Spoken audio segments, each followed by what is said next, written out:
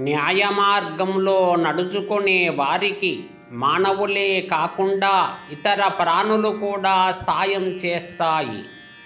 చెడ్డ మార్గములో వెళ్ళే వారిని చివరికి సోదరుడు కూడా విడిచిపెడతాడు అంటున్నాడు శాస్త్రకారుడు.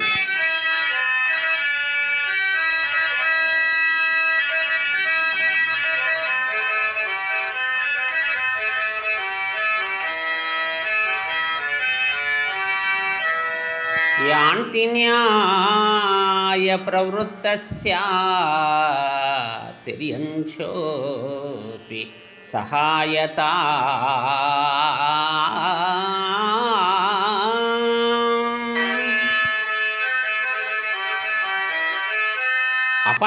అపంతానం తు గచ్చంతం సోదరోపి విముచ్యతి.